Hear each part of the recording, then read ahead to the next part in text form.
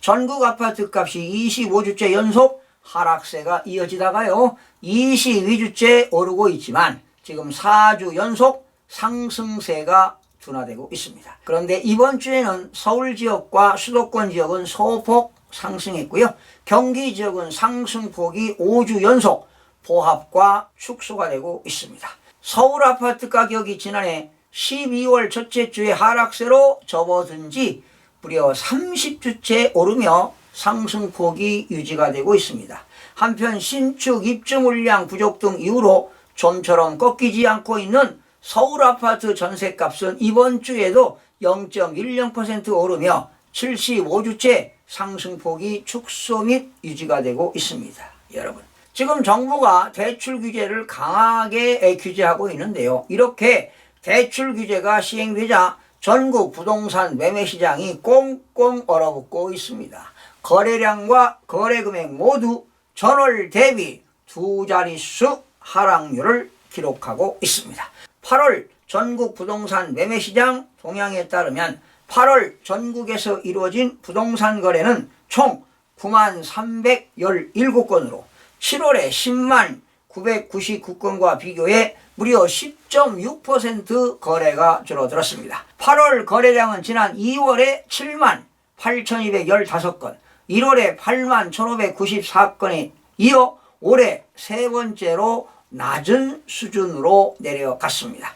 부동산이 화랑기였던 2021년도에는 월 거래량이 12만에서 17만 건을 오르내렸지만 2022년 이후 금리 인상과 함께 월 거래량은 10만 건 아래로 떨어졌습니다. 올해 상반기 주택담보대출 금리가 하락하자 똘똘한 한채 선호 현상으로 서울과 수도권 집값이 크게 오르고 매매가가 집중되더니 대출을 정부가 규제하자 서울과 수도권부터 하락세가 두드러지는 모양새입니다. 또 미분양이 많이 쌓인 광주와 경남 두 지역은 아파트 거래량, 거래 금액이 전월은 물론 시장이 바닥이었던 전년 동월 대비해서도 감소한 것으로 나타나고 있습니다. 앞으로 주택시장 분위기가 어떻게 흘러갈지 기추가 주목되고 있습니다. 그래서 여러분들이 특정 지역의 부동산을 구입하기 위해서는 그 지역을 집중적으로 연구해야 됩니다.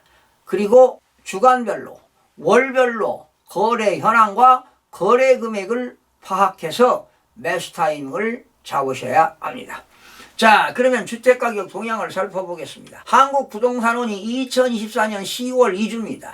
10월 14일 기준 매매가격은 0.02%가 상승하고 전세가격은 0.06% 상승을 기록했습니다. 전국적으로 0.02% 올랐는데요. 전국 주거아파트 매매가격은 지난주는 0.01, 대비 이번 주는 소폭 상승폭이 확대되었다고 보겠죠. 수도권은 지난주 0.06에서 이번 주 0.07, 서울은 지난주 0.10에서 이번 주 0.11, 상승폭이 소폭 확대가 되었습니다. 지방은 지난주 마이너스 0.0에서 이번 주 마이너스 0.03으로 오히려 지방은 하락폭이 확대가 되었습니다. 5대 광역시는 지난주 마이너스 0.05에서 이번 주 마이너스 0.06, 세종은 지난주 마이너스 0.07인데 이번 주 마이너스 0.08로 하락을 했고요. 8개도는 지난주 0.00 보합해서 이번 주는 마이너스 0.01로 하락이 됐습니다. 시도별로 살펴보니까요. 경기는 0.06, 인천은 0.06, 전북 0.05 등은 상승했고요. 울산과 충남은 0.00 부합을 기록했습니다. 대구는 마이너스 0.11, 부산 마이너스 0.07, 제주 마이너스 0.04, 경북 마이너스 0.03, 광주도 마이너스 0.03 등은 하락을 했습니다. 서울은 지난주 0.10에서 이번 주 0.11 소폭 상승했는데요.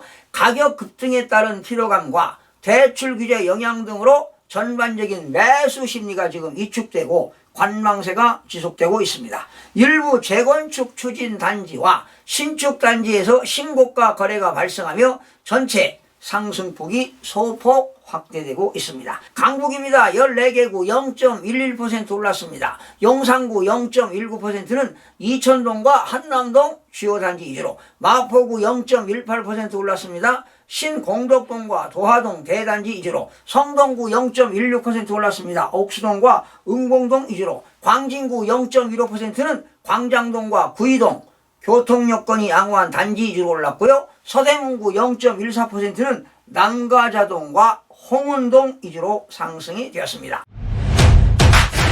강남 11개구는 0.11% 올랐네요. 강남구 0.27%, 개포동, 압구정동 재건축 추진 단지 위주로 올랐고요. 서초구 0.18% 올랐는데 반포동과 장원동 주요 단지 위주로 올랐습니다. 강동구 0.12% 올랐네요. 성내동과 암사동 대단지 위주로. 영등포구 0.11% 올랐네요. 여의도동 재건축 추진 단지 위주로 상승했고요. 인천은 지난주 0.02, 이번 주는 0.06으로 상승폭이 확대되었습니다. 서구 0.2% 올랐네요. 정주 여건이 양호한 가정동과 검암동 위주로. 미추홀구는 주안동과 도화동 대단지 위주로. 동구 0.05는 송현동과 만석동 위주로. 계양구 0.04는 계산동과 병방동 준신축 위주로. 남동구 0.12는 논현동과 구월동 대단지 위주로 상승이 되었습니다. 경기 지역은 지난주 0.04에서 이번 주 0.06입니다.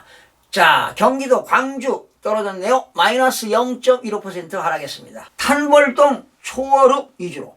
고양 일산서구 마이너스 0.09 하락했습니다. 일산동과 탄현동 구축 위주로 하락했으나 성남 수정구 0.20% 올랐습니다. 창곡동과 고등동 주요 단지 위주로 올랐고요. 성남 중원구 0.18%인데 은행동과 중앙동 대단지 위주로. 하남시 0.17%는 신장동과 창우동 위주로 상승이 되었습니다. 대구 더 떨어졌네요. 대구는 지난주 마이너스 0.11, 이번 주도 마이너스 0.11이었네요. 남구가 떨어졌네요. 마이너스 0.20%.